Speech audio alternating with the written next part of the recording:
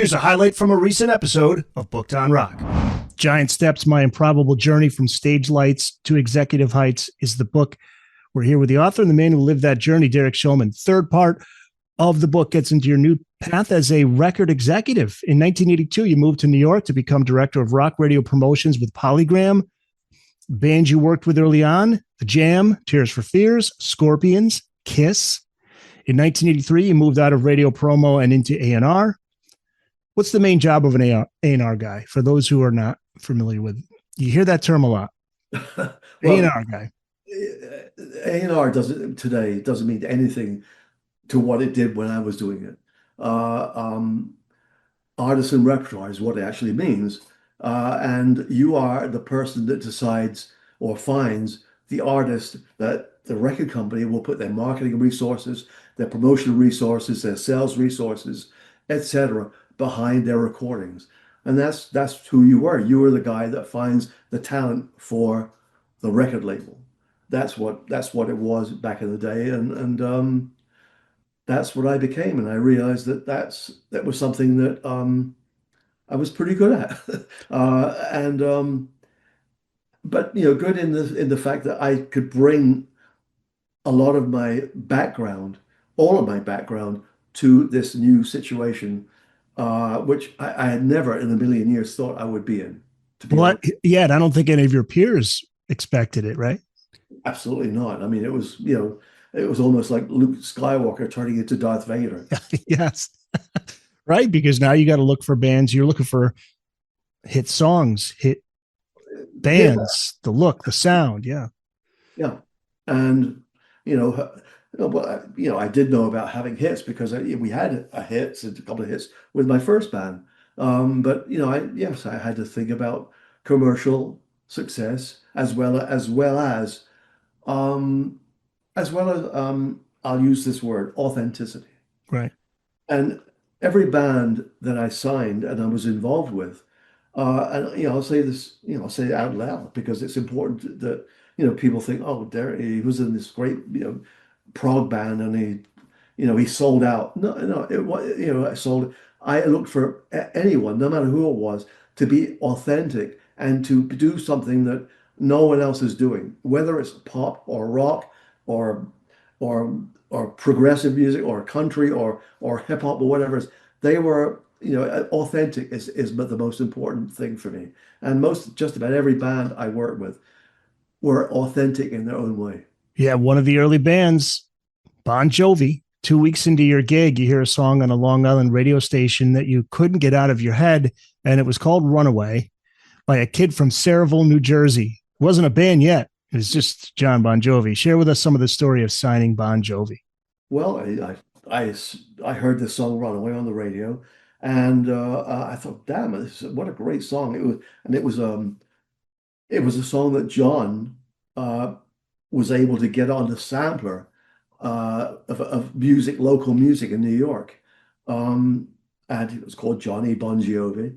But I kept hearing this on this radio station, WAPP. And I just, wow, what is this song? And when it came on, I just did some inquiries. And I heard that he was represented by a lawyer in Philadelphia, a guy called Arthur Mann. I got in touch with him and he said, yeah, there's this kid. He's working at the power station for his second cousin, Tony Bon Jovi. And he recorded this song with some session guys. Do you want to hear more? I got a demo of his stuff. And I said, I'd love to hear it. And he brought the demo and they were really good songs. I thought, who the hell is? So I said, I'd love to meet John. And he came over to my office. And literally when he came in, every girl's head turned around. Right, I'm sure. I mean, this guy is like, he was so good looking. His hair was like, flowing, and boy, the girls were like wet. I'll just leave it to your imagination. Yes. Now, what was on that demo, by the way? Were it songs from that first album, like Roulette and?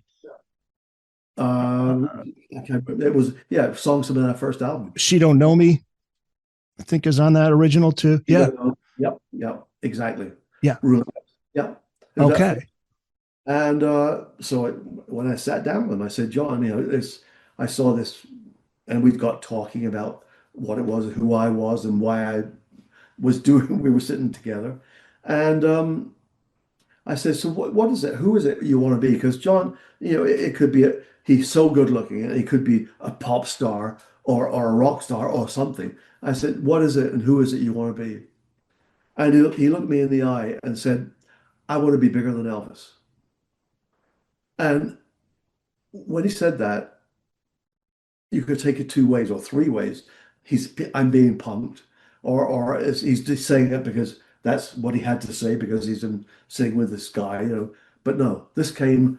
I could tell that this was something in his head that no one was going to stop him if he was given a chance, and I believed him, and he was putting this band together, and I saw a couple of shows. Richie joined the band, and he had a couple of other guys from Jersey, and he did Tico, yeah, Tico, Alec Alec. and Okay, Dave Bryan, Dave Rashbell at the time, okay, and okay. they did a couple of showcases, and I said to my boss, "I'm going to sign him," because I knew that the potential was there. They weren't amazing when they started, but they had all the elements that I knew that it would take to make it work. I introduced them to Doc McGee, and we recorded the first album at the Power Station. Did you see a chemistry between John and Richie? Oh yeah, Yeah. that was it. That was when he got Richie. That was every band in the rock genre. There's always you have to have there's a Joe Perry and Steven Tyler. There's Mick Jagger and Keith Richards, Jon Bon Jovi and Richie Sambora. That was perfect. His choice of Richie being in the band and their choice was perfect, and it was so good together. Well, the whole band was so good.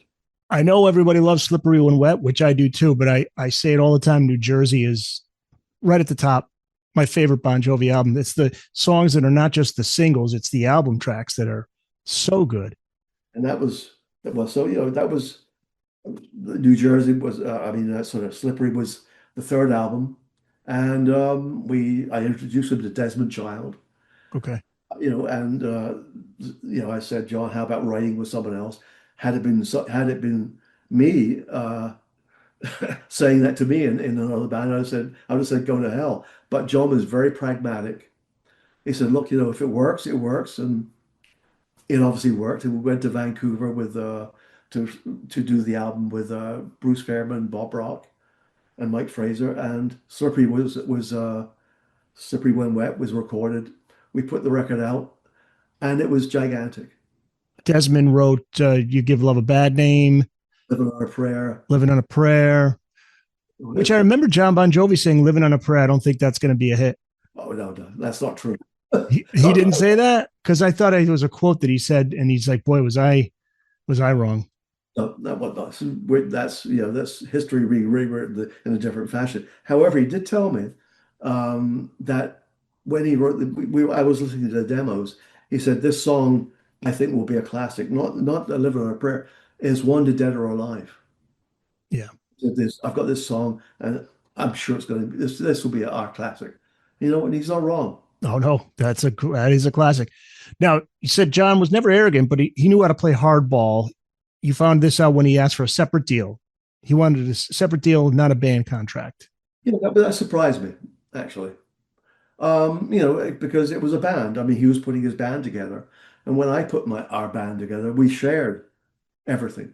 But he was smart. I mean, he was a leader, and when I thought about it, it was him putting the band together. He did run away, with other players, and so in certain respects, I was surprised that a band is a band for me. But it was John's band, but it was a band still, and so the other guys got different kinds of deals. But when he said that, it was like, oh, well, are you sure that's going to work, John? He said, look, that's what I want. And you know what? I went along with him.